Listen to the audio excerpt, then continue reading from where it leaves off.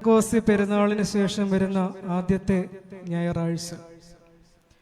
വായിച്ചു കേട്ടതായ വേദഭാഗം വിശുദ്ധ ലൂക്കോസ് എവൻഗലിസ്തയുടെ സുവിശേഷം 7-ാം അധ്യായം 27 മുതൽ 35 വരെയുള്ള വാക്യങ്ങൾ. ഈ വേദഭാഗം വായിച്ചപ്പോൾ യേശുക്രിസ്തു പറയുന്ന ചില കാര്യങ്ങളിൽ അത് പ്രത്യേകമായി പറയുന്നത്,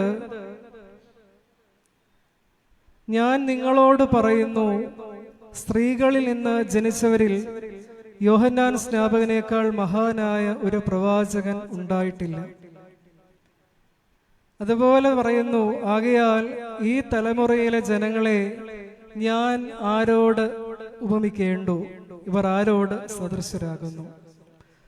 ഒരു പ്രധാനപ്പെട്ട ചിന്ത മാത്രം പങ്കുവെച്ച് അവസാനിപ്പിച്ചുകൊള്ളാം.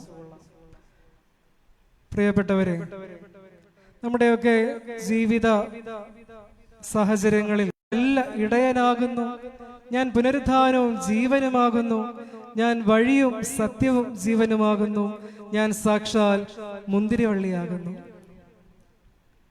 ഇവിടെ പ്രധാനപ്പെട്ട ഒരു കാര്യം നാം മനസ്സിലാക്കേണ്ടത്, പഴയ നിയമത്തിൽ പിതാവാം ദൈവവും പുതിയ നിയമത്തിൽ പുത്രനായ ക്രിസ്തുവും ഞാൻ എന്നുപയോഗിക്കുമ്പോൾ അതൊരിക്കലും ഒരു അഹങ്കാരം കൊണ്ട് ഉപയോഗിക്കുന്ന പദമല്ല.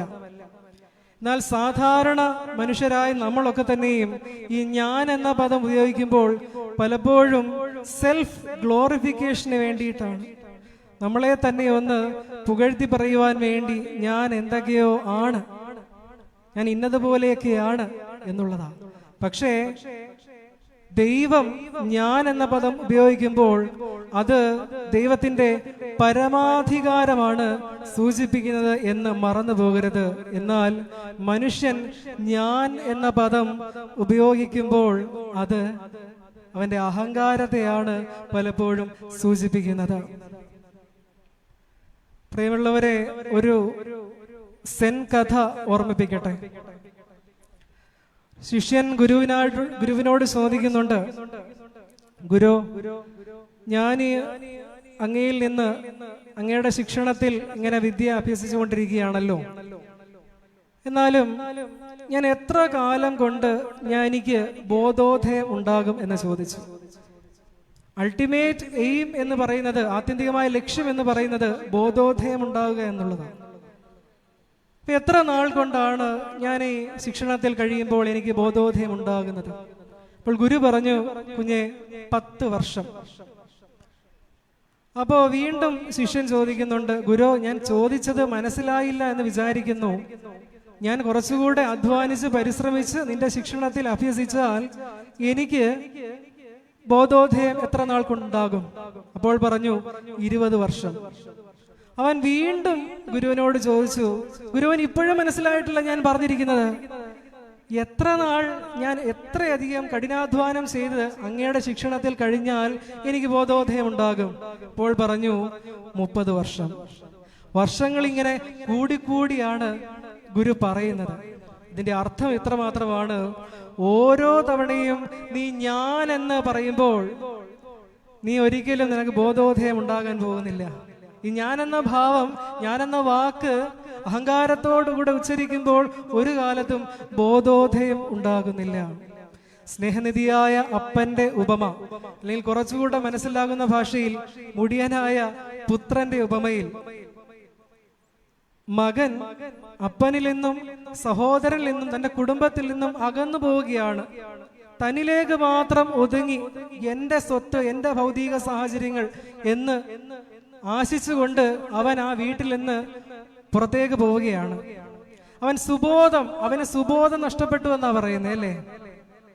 തീർച്ചയായിട്ടും ഈ ഞാൻ എന്ന ഭാവം നമ്മുടെയൊക്കെ ജീവിതത്തിൽ, അത് പുരോഹിതന്മാരാണെങ്കിലും അൽമായരാണെങ്കിലും അറിഞ്ഞോ അറിയാതെയൊക്കെയോ ഈ ഞാൻ എന്ന ഭാവം പലപ്പോഴും വന്ന് പോകാറുണ്ട്.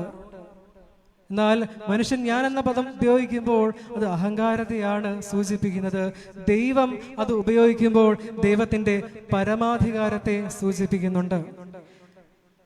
ലൂസിഫർ എന്ന പദം കേൾക്കുമ്പോൾ ഒരു ചലച്ചിത്രത്തിന്റെ പദം, ഒരു പേരായിട്ട് മാത്രം ആയിരിക്കും കുഞ്ഞുങ്ങൾ മനസ്സിലാക്കുന്നത്. അല്ലെങ്കിൽ ചെകുത്താൻ എന്ന് മനസ്സിലാക്കുവാൻ ലൂസിഫർ എന്ന പദം കുഞ്ഞുങ്ങളൊക്കെ മനസ്സിലാക്കുന്നുണ്ട്. എന്നാൽ നിങ്ങൾ മനസ്സിലാക്കണം, യെശയ്യാ പ്രവചനം 14-ാം അധ്യായം 12-ാം വാക്യത്തിൽ അരുണോദയ പുത്രനായ ശുക്ര എന്ന് കാണുന്നുണ്ട്. അത് ഇംഗ്ലീഷിൽ ബ്രൈറ്റ് മോർണിംഗ് സ്റ്റാർ എന്ന, ചില ഇംഗ്ലീഷ് ബൈബിളുകളിൽ അത് ലൂസിഫർ എന്ന് തന്നെ പ്രയോഗിച്ചിട്ടുണ്ട്. ലൂസിഫർ എന്ന ലാറ്റിൻ പദം അത് 2 പദങ്ങൾ ചേർന്നാണ് ഉണ്ടായത്. നമുക്കറിയാവുന്ന ഒരു പദമാണ് ലക്സ്. ഉപയോഗിക്കുന്ന സോപ്പിന്റെ പേര് ലക്സ്. അതിന്റെ അർത്ഥം വെളിച്ചം. ലക്സ് എന്നാൽ വെളിച്ചം. ഫെറ എന്ന് പറഞ്ഞാൽ ബിയറിംഗ്, വെളിച്ചം വഹിക്കുന്നവൻ എന്നാണ് ലൂസിഫർ എന്ന വാക്കിന്റെ അർത്ഥം.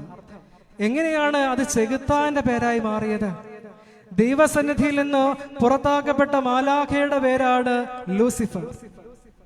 മാലാഖ ചെകുത്താനായി മാറ്റപ്പെട്ടു. എന്തുകൊണ്ടാണെന്നറിയാവോ?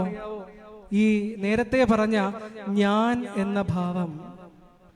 യെശയ്യാ പ്രവചനം 14-ാം അധ്യായം 13-ാം വാക്യം പ്രകാരം പറയുന്നുണ്ട്. അത് ലൂസിഫർ പറയുന്നതിനെ കുറിച്ചാണ് പറയുന്നത്. ഞാൻ സ്വർഗത്തിൽ കയറും, എന്റെ സിംഹാസനം ദൈവത്തിന്റെ നക്ഷത്രങ്ങൾക്ക് മീതെ വെക്കും. ഉത്തരദിക്കിന്റെ അതിർത്തിയിൽ സമാഗമ പർവ്വതത്തിന്മേൽ ഞാൻ ഇരുന്നരുളും. ഞാൻ മേഘോന്നതങ്ങൾക്ക് മീതെ കയറും, ഞാൻ അത്യുന്നതനോട് സമനാകും. ഏദൻ തോട്ടത്തിൽ ഈ വൃക്ഷത്തിന്റെ ഫലം നിങ്ങൾ തിന്നാൽ നിങ്ങൾ ദൈവത്തെ പോലെയായി തീരുമെന്ന് പറഞ്ഞതാണ് ആദത്തിനും ഹവ്വായ്ക്കും ലഭിച്ച വലിയ പ്രലോഭനം.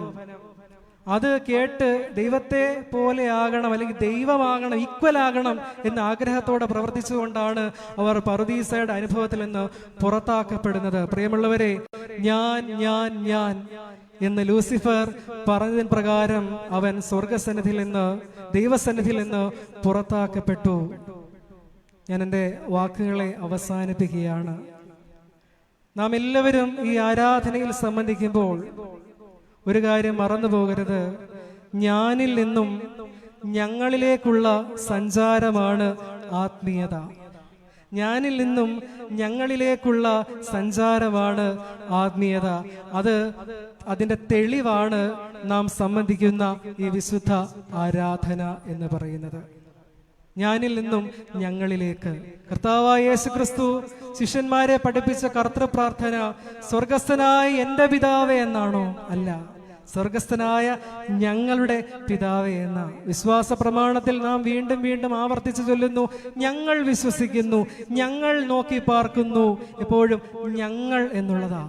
ഞാനിൽ നിന്നും ഞങ്ങളിലേക്ക് വളരുവാനുള്ള ഒരു മനോഭാവം നമുക്ക് എല്ലാവർക്കും ഉണ്ടാകട്ടെ എന്ന് പ്രാർത്ഥിക്കുന്നു. ദൈവത്തിന്റെ പരിശുദ്ധാത്മാവ് അതിനെല്ലാ കൃപകളും എല്ലാവർക്കും നൽകട്ടെ എന്ന് പ്രാർത്ഥിച്ചുകൊണ്ട് നിർത്തുന്നു. ദൈവ തിരുനാമം മാത്രം മഹത്വപ്പെടുമാറാകട്ടെ.